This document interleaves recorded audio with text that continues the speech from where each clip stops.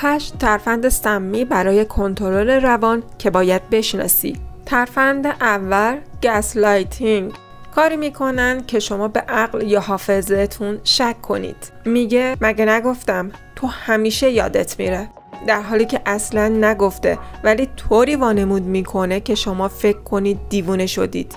ترفند دوم احساس گناه دادن.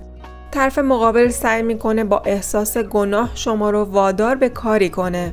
میگه اگه واقعا دوستم داشتی این کار رو برای من میکردی، در حالی که درخواستش نامعقوله. ترفند سوم بمباران عشقی. در اول رابطه محبت و توجه بیش از حدی نشون میده تا وابسته‌تون کنه.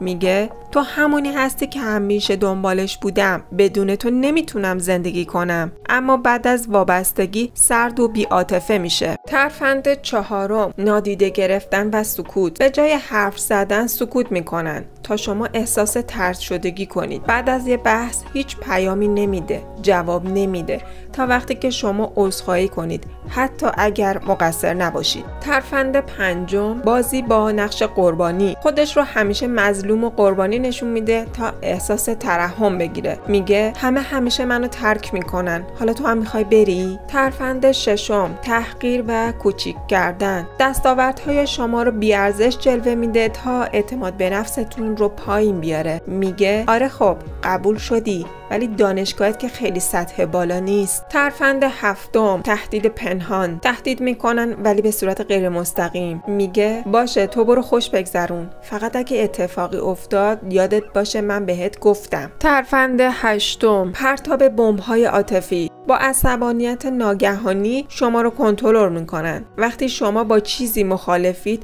فریاد میزنه یا وسایل رو پرت میکنه تا شما سکوت کنید. برام کامنت بذار و بگو کدوم یکی از این ترفندها رو تجربه کردی یا اطرافت دیدی.